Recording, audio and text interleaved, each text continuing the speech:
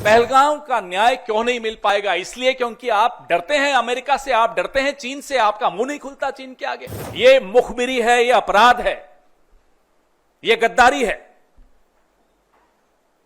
और उसके बाद लीपापोती पूरी कि मैंने ऐसा नहीं, अरे आपने तो खैर लीपापोती भी नहीं कि आपके विभाग से एक चिट्ठी आ गई कि ये ऐसा नहीं कहा। क्या इसी मुखबिरी की वजह से अजहर मसूद जिंदा भाग गया? क्या इसी मुखबिरी की वजह से हाफिज सईद भाग गया? युद्ध में बहुत अहम भूमिका उन रणनीतिकारों की होती है जो राजधानी में बैठे होते हैं। वो मंत्री हों, वो अफसर हों, वो प्रधानमंत्री हों, वो विदेश मंत्री हों, इन तमाम लोगों की एक भूमिका बहुत महत्वपूर्ण होती है जो सेना के पराक्रम को या तो बूस्ट कर सकती है या सेना के पराक्रम को और नुकसान भी पहुंचा सकती है, उनके मनोबल को नुकसान पहुंचा सकती है, जो हमने इस बार बहुत अफसोस के साथ कह रहे हैं कि होते हुए देखा। पिछले पूरे एक हफ्ते में अमेरिकी राष्ट्रपति डोनाल्ड ट्रंप अलग अलग देशों में, जमीन पर, हवा में, हवाई जहाज में एक बात दोहराते रहे कि उन्होंने युद्ध रुकवाने में मध्यस्थता की।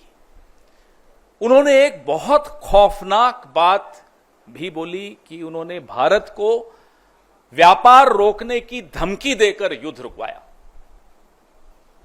This is a very dangerous comment coming from the American president Donald Trump that he threatened India that he'll stop trade with India if the war doesn't stop.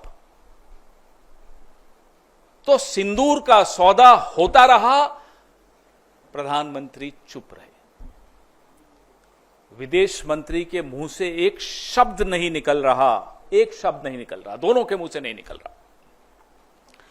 हमें नहीं मालूम कि ऐसी कौन सी सीक्रेट्स हैं, ऐसे कौन से रहस्य हैं मोदी जी के, जयशंकर जी के या भाजपा के और नेताओं के अमेरिका के पास, और मैं तो कहूंगा चीन के पास। न अमेरिका पे मुंह खुलता है, और चीन पर जब मुंह खुलता है तो सीधा क्लीन चिट देने के लिए खुलता है, और मुंह ही नहीं खुलता। कारण क्या है? आपके जो रहस्य उनके पास होंगे, हमें कोई मतलब नहीं उससे, लेकिन देश को नुकसान क्यों पहुंच रहा है? पहलगाम का न्याय क्यों नहीं मिल पाएगा? इसलिए क्योंकि आप डरते हैं अमेरिका से, आप डरते हैं चीन से, आपका मुंह नहीं खुलता चीन के आगे। सबको मालूम है, पूरे देश को मालूम है, पूरे विश्व को मालूम है चीन की भूमिका क्या रही इस युद्ध में, और अमेरिका अपनी भूमिका खुद आगे बढ़ चढ़कर बता रहा है इस युद्ध को रोकने में, और जयशंकर जी का मुंह नहीं खुलता। ये क्या हो रहा है? इसलिए ये सवाल पूछने बहुत बहुत आवश्यक हैं। यह महत्वपूर्ण है कि डोनाल्ड ट्रंप क्या बोल रहे हैं, लेकिन बात सिर्फ डोनाल्ड ट्रंप की नहीं है। बात यह है जो अभी आपने वीडियो में देखा कि कैसे जयशंकर जी खुद प्रेस एजेंसीज को सामने बैठाकर और खुद बता रहे हैं कि हमने पाकिस्तान के आतंकी ठिकानों पर हमला करने से पहले पाकिस्तान को सूचित कर दिया था। अब ये सूचित करने का क्या मतलब होता है? इतना भरोसा है आपको आतंकियों पर कि आप सूचित कर देंगे और वो वहीं रहेंगे या वो चुपचाप बैठेंगे? ये भरोसा है आपको उन आतंकियों पे? रिश्ता क्या है आपका? कैसे आप बोल रहे हो उनको? क्यों बताया आपने उनको? और इसको आप क्या कूटनीति कहेंगे? ये डिप्लोमेट रहे हुए हैं। आज जो देश के विदेश मंत्री हैं ये एक राजदूत रहे हुए हैं, आईएफएस ऑफिसर रहे हुए हैं। क्या इसको कूटनीति कहते हैं? माफ कीजिएगा, हमारी देहाती भाषा में इसको मुखबिरी कहते हैं, इसको कूटनीति नहीं कहते। ये मुखबिरी है, ये अपराध है, ये गद्दारी है। और उसके बाद लीपापोती पूरी कि मैंने ऐसा नहीं, अरे आपने तो खैर लीपापोती भी नहीं कि आपके विभाग से एक चिट्ठी आ गई कि ये ऐसा नहीं कहा। आपके मुंह से ये शब्द, एक एक यहां मीडिया कर्मी बैठा है, देश के हर नागरिक ने, विश्व के हर नागरिक ने देखा आपने क्या बोला कि हमने पाकिस्तान को बता दिया था कि हम सिर्फ आतंकी ठिकानों पर हमला करने जा रहे हैं। अब बताइए, मुखबिरी नहीं है तो क्या है? और मुखबिरी का इतिहास लंबा है, अभी उस पर भी आऊंगा मैं। अब हम यह जानना चाहते हैं, क्या इसी मुखबिरी की वजह से अजहर मसूद जिंदा भाग गया? क्या इसी मुखबिरी की वजह से हाफिज सईद भाग गया? ये हुआ क्या?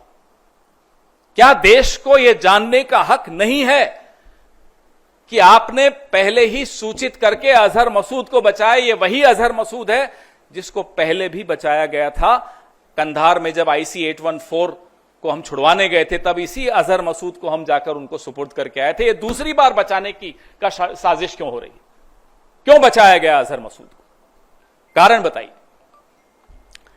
ये जो बयान है विदेश मंत्री का बहुत संवेदनशील है।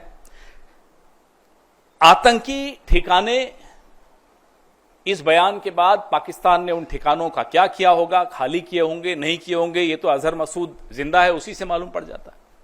और कितने आतंकी जिंदा बच के भाग गए होंगे, ये चिंता और ये सवाल हम सबके मन में है। We are right in being concerned and being worried about the future, the safety of our country. If we have forewarned Pakistan, then obviously most of the terrorists like Azhar Masood, like Hafiz Saeed would have escaped. Why did we allow that? That's a question, that's a concern which every single Indian faces today.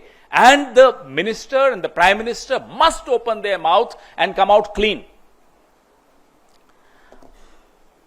अब कल खबर आई कि ISI के लिए काम करने वाले कुछ लोग, कुछ जासूस पकड़े गए।